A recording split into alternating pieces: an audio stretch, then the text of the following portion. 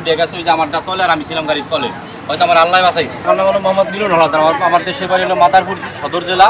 আমি আসছি টার্মিনালে, সব সময় জানি যে টার্মিনাল থেকে গাড়ির হুন্ডার ভাড়া নেয় মোটরসাইকেল থেকে, ফেরি থেকে এখানে আসছি। টার্মিনালে আমার জোর করি আমার আর এই ভাইটারে দুজনে ঘুরাইয়া ভাই এখান থেকে পার করা যাবে না, এই কাউন্টারে যান। পরে আমরা ঘুরাই এখান থেকে যাওয়ারে বলছি ভাই আমরা উঠে যাই, বলছে না ওরা যাইবে না। ঘুরাইছি, এই গাড়ি ছিল না যোগান, আইয়া দুইটা গাড়ি আমাদের উপরে দিয়ে মনে করেন উঠে গেছে ওই যে আমারটা তলে আর আমি ছিলাম গাড়ির তলে, হয়তো আমার আল্লাহ বাঁচাইছে।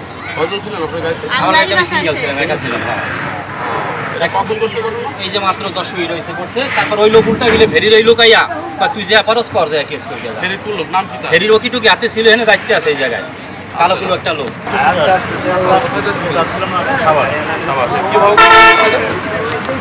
ভাইয়ের সাথে ভাই দাঁড়াইছিল, আমিও আসলাম যে গাড়িটা মানে পারব না, আমি উঠবো। তো এখানে আসার পর ওনারা বলে যে টিকিট নিয়ে আসতে হবে। লাস্ট আমি ওনার সাথে কথা বলছি, যারা এখানে কাজ করে ওনার সাথে কথা বলে আমি গাড়িটা ঘুরাবো, আমি দেখবো না কিছু না গাড়ির অবস্থা। জাস্ট এক সেকেন্ডের জন্য আমি আসলে চলে গেলাম।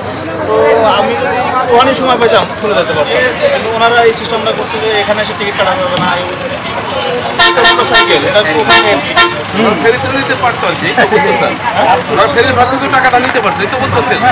সঠিক প্যাড আর সঠিক তথ্য দিয়ে এসব সামলে নিব এক হয়ে মোনালিসা স্যানিটারি ন্যাপকিন।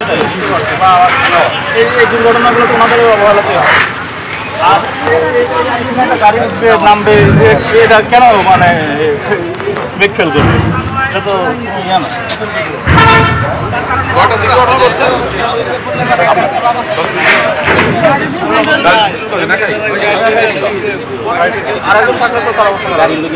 আমি বাড়ি